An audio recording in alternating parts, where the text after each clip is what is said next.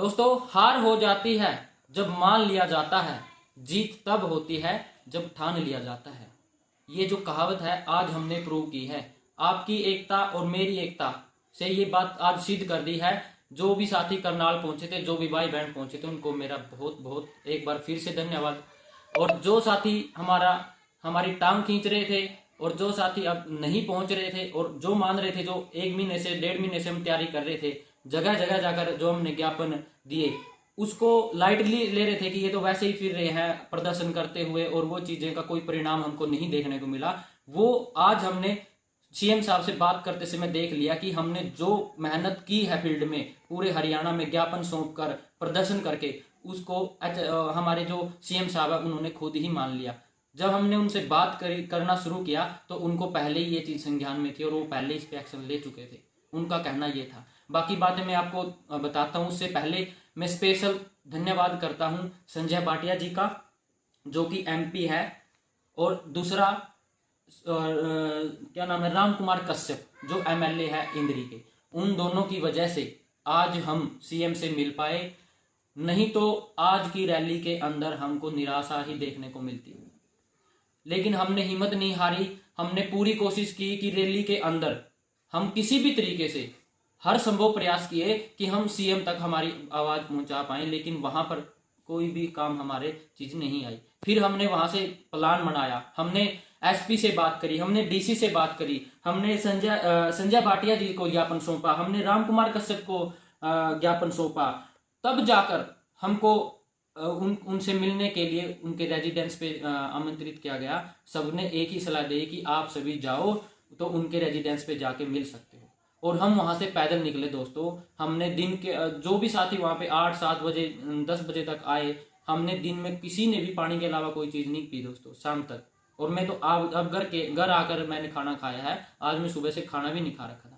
तो देखो दोस्तों, जब मेहनत करनी होती है ना, इस तरीके से मेहनत करो। सभी साथियों ने जिस तरीके से हमने बार बार जहां पे इकट्ठे हुए वहां पे आ रहे हैं, कुछ साथी तो हर जगह आ रहे हैं, ठीक है। तो ऐसी मेहनत आपकी कभी भी बेकार नहीं जाती। आज सीएम साहब से बात करने के बाद हमको वो चीज हो गया।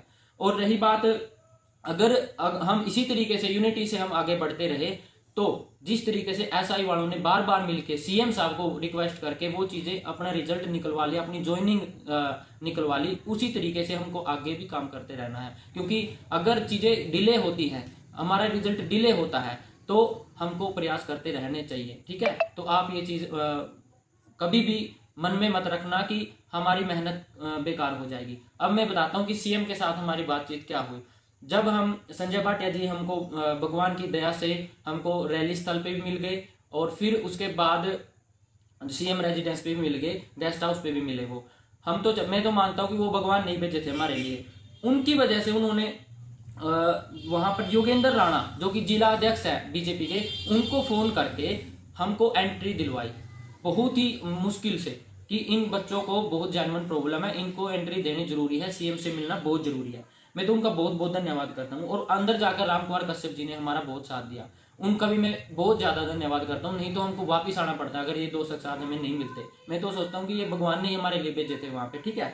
अब रही बात सीएम की, सीएम से हमारी लगभग 2 या 3 मिनट बात हुई है। मैं और किरण उनसे बात कर पाए हैं, लेकिन गए तो प्रवीण भाई साहब भी थे, लेकिन वो भीड़ के अंदर वो पीछे रह गए थे। तो मैंने सबसे ज्यादा उनसे बात करी है। मैंने जैसे ही उनको ज्ञापन दिया, ज्ञापन देते ही जैसे ही मैंने उनको बोला कि सर हमारे हरियाणा पुलिस कांस्टेबल के विद्यार्थी हैं और इस तरीके से रिजल्ट के लिए धक्के खा रहे हैं, जगह जगह ज्ञापन दे रहे हैं, तो उन्होंने तुरंत ये कहा कि ये चीजें तो मेरे संज्ञान में आ गई है, मेरे को ज्ञापन मिल चुके हैं और मैंने इस पे एक बैठक बुला के और इसके ऊपर मैंने बात शुरू कर रखी है, आप टेंशन मत लो। फिर मैंने कहा सर इसका रिजल्ट तो कोर्ट के थ्रू आएगा, आप कोर्ट में इस केस को अर्जेंट में लगवाओ ताकि हियरिंग जल्दी जल्दी हो जाए।